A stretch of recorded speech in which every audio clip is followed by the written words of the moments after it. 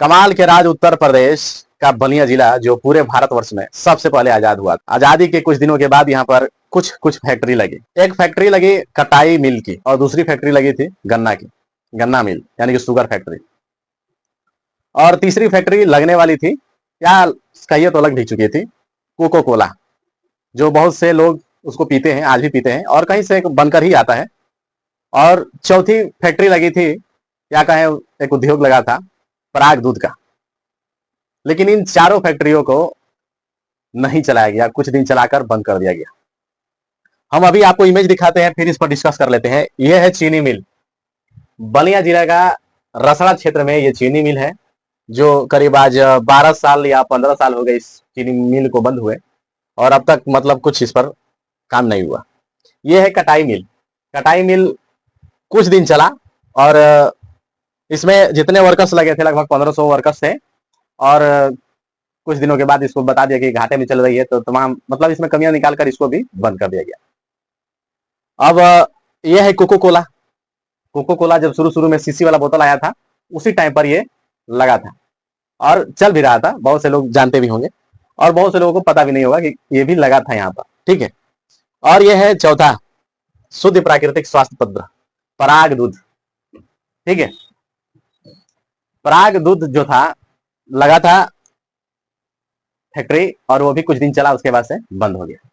मैं शुरुआत कर लेता हूं इससे, इसी से शुरुआत कर लेते हैं हम लोग कि सबसे पहले आजाद हुआ भारत, ठीक है। उस भारत में सबसे पहले ये बलिया आजाद हुआ था। यहाँ पर क्रांतिकारी इतने खतरनाक थे कि पूरा भारत जब तक आजाद हुआ उससे पहले ये आजाद हो चुका था, ठीक है। उसके बाद से जब चीनी मिल लगी, इसमें बहुत से लोगों को नौकरी मिली। यहाँ पर हमारे क्षेत्र में जहां तक हमको याद है कि बहुत मतलब खेतों में हर 10 कदम की खेत पर आपको गन्ना मिल जाता था। लेकिन इस टाइम पर अगर आप गन्ना ढूंढेंगे लमटेन लेकर तब भी नहीं मिलेगा, मतलब पूरा इलाके में नहीं मिलेगा। अब इलाका कहें तो पूरा रसड़ा क्षेत्र में जितना आता है अगल बगल बहुत कम मिलेगा, बहुत मामूली। लेकिन जिस हिसाब से पहले गन्ने की खेती होती थी उसके हिसाब से मतलब कहिए कि टुकड़ी भर 5% कहिए, केवल 5% बचा है। नहीं तो मान के चलिए कि यहाँ पर धान और गेहूं कम बोया जाता था, गन्ना की खेती जबरदस्त होती थी। कारण उसका यह था कि भाई पास में मिल था, लोग बोते थे और फटाक से वहां पर पहुंच जाते थे। लेकिन न जाने किसका दिमाग कितना चला नहीं चला उससे मतलब नहीं है, और लोग इसको बंद कर दिया। उसके बाद से गन्ना भी बंद हो गया, गन्ना की खेती भी बंद हो गई। और अभी इस पर मांग उठ रहा है कि ये चालू हो जाए और मतलब लोगों को रोजगार मिलेगा। लेकिन जरा सोचिए, जिसने ये खड़ा किया होगा, जिसने इसको बनवाया होगा, वो यही सोचकर बनवाया होगा कि भाई यहाँ के लोगों को रोजगार मिलेगा, यहाँ के जो किसान हैं उनको अपना गन्ना का खेती करके यहाँ पर बेच पाएंगे, या मतलब चीनी यहाँ से लोकल एरिया में तैयार होगा तो कुछ तो सस्ता मिलेगा। जो जिसने भी सोचा था बहुत बढ़िया सोचा था, लेकिन जिसने भी इसको बंद कर दिया बहुत घटिया सोचा था। यहां से मान के चलिए अगर 100 लोगों को रोजगार मिलता तो 100 घर को जलाया जाता, उसका घर का चूल्हा बर्तन जलता। और इससे जो चीनी निकल कर आती तो शायद अगर 10 रुपया या 5 रुपया अगर अंतर होता है, 5 रुपया अगर अंतर हो जाता, बोरी पीछे 10 रुपया अंतर हो जाता, तो लोग यहीं से चीनी पहले खरीदते। हम बोरी की बात कर रहे हैं, किलो पर नहीं। किलो पर मान लीजिए 2 रुपया 3 रुपया अगर कम मिलेगा तो लोग जाहिर सी बात है कि यहीं से चीनी खरीदेंगे। किसान अपना गन्ना बोना छोड़ दिया इसी के चलते। अब न जाने किसके दिमाग में क्या बैठा और इस चीनी मिल को बंद कर दिया गया। हालांकि अब देखा जाए तो चीनी का लगभग खपत जो है बढ़ रहा है या बढ़ चुका है पहले की अपेक्षा। अब चीनी बहुत ज्यादा लोग खा रहे हैं, लेकिन बढ़ती जनसंख्या में, बढ़ती बेरोजगारी में, बढ़ती चीनी की खपत में इसको बंद क्यों कर दिया गया यही नहीं समझ में आता है। और कहा जा रहा है कि भाई बलिया को लंदन बनाएंगे हम लोग। अरे भाई, रोजगार के साधन को तुम लोगों ने बंद कर दिया, तुम नेताओं ने, सभी सभी पार्टी का नेता मिलकर इसको बंद किए। ये मैं इसलिए कह रहा हूं कि ये लोग अब कह रहे हैं कि मैं बलिया को लंदन बनाऊंगा। अभी कल ही मैं एक वीडियो देखा था, बलिया जिला में कोई मंत्री जी थे, किसी कार्यक्रम में गए थे और कार्यक्रम से लौटते समय बारिश होने लगी और बारिश में उनकी गाड़ी जो है, इंट्रिगा है कि कौन सी गाड़ी है, मतलब 7 सीटर गाड़ी है, वो फंस जाती है और चक्का एक ही जगह पर नाचता है, वो आगे नहीं बढ़ती है।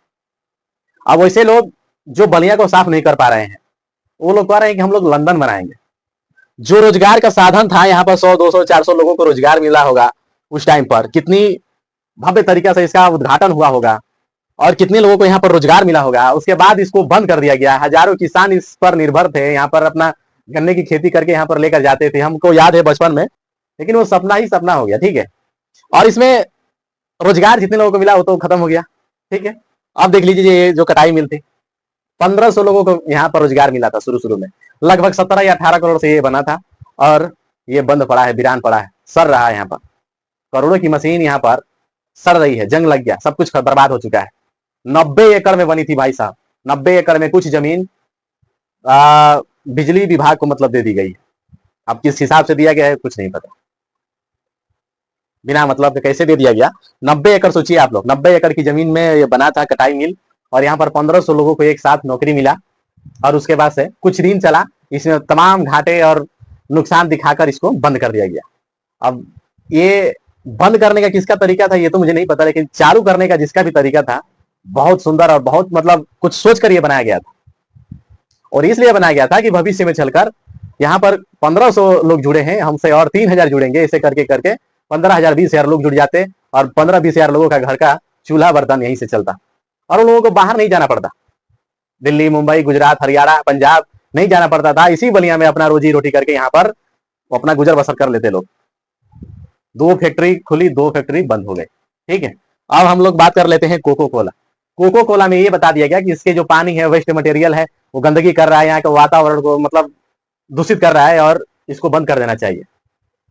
लेकिन आज भी Coca Cola, Sprite, Thums Up और माजा, पेप्सी जितने हैं सब आते हैं, कहीं ना कहीं बनता ही होगा, उसका भी वेस्ट मटेरियल कहीं ना कहीं गिरता होगा, कहीं ना कहीं स्टोरेज होता होगा। क्या वो चीज नहीं हो पाती थी यहाँ पर? क्या वो चीजें यहाँ पर नहीं हो पाती? उसको फिल्टर किया जाता, उसको शुद्ध किया जाता। क्या ये यहाँ पर अगर 1000 युवाओं को नौकरी मिल जाता तो क्या दिक्कत थी?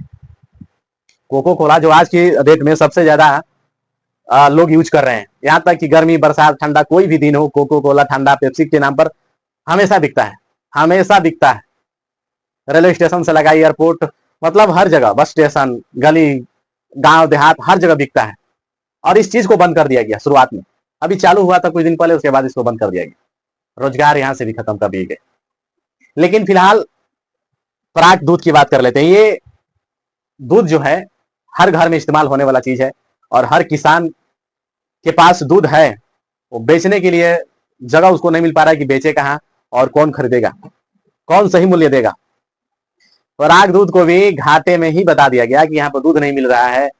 अब मैं बता रहा हूँ कि पूरे बलिया जिला से दूध ले लेकर पटना लोग चले जा रहे हैं, छपरा चले जा रहे हैं, और बलिया में ही दूध इकट्ठा नहीं हो पा रही है, तो सोचने की बात।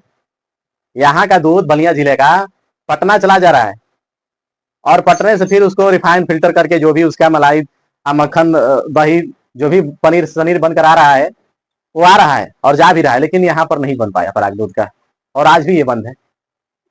मतलब कि 4 फैक्ट्रियां लगी, और 4 फैक्ट्रिया में अगर मान लेते हैं कि अगर 4000 लोगों को नौकरी मिलती, तो 4000 बेरोजगार जो बाहर जाकर कमाते हैं वो तो नहीं कमाएंगे, वो यहीं पर रह जाते। और इससे इनकम कितना हुआ होता वो तो भाई अब आप लोग आप अपने आंकड़े में देख सकते हैं, या आंकड़ा लगा सकते हैं। अब जरा सोचिए, जी, जो जिला सबसे पहले आजाद हुआ, उसके बाद से उसकी मशीनें इस तरह से सड़ रही हैं, गल रही है, और ये अब ये इसका हालत है कि अब इसको मतलब बनवाया जाएगा तो फिर से शुरू करना पड़ेगा, क्योंकि पूरा स्ट्रक्चर भी इसका खराब हो चुका होगा, और जो लोहे जो इसमें इंस्ट्रूमेंट यूज हुआ है वो सब कुछ लगभग लगभग खराब हो चुका है, क्योंकि 15 साल हो चुके हैं इसको बंद हुए। अब ये चालू करने की कोशिश कर रहे हैं कुछ लोग, लेकिन होगा कि नहीं होगा वो तो अब आगे की बात है। लेकिन मैं पूछना चाहता हूं कि आप फैक्ट्री बंद कर देंगे तो जो गन्ने की मिल थी वो बंद हो गई, कटाई मिल थी वो बंद हो गई, तो फिर आप रोजगार दे कैसे रहे हैं, और रोजगार देंगे किस प्रकार का? हम कल अभी मतलब दुर्गा जी का विसर्जन कर दिए, 2-3 दिन पूजा पाठ किए, और सरकार उसमें बहुत सहयोग की, जो भी प्रशासन के लोग थे बहुत सहयोग की। लेकिन वही प्रशासन के लोग मतलब अगर इन चीजों के लिए अगर कोई धरना प्रदर्शन हो या फिर कुछ हो, वही पुलिस प्रशासन लाठियां चार्ज करेंगे, लाठियां बरसाएंगे कि तुम लोग इस चीज के लिए सड़क पर मत उतरो।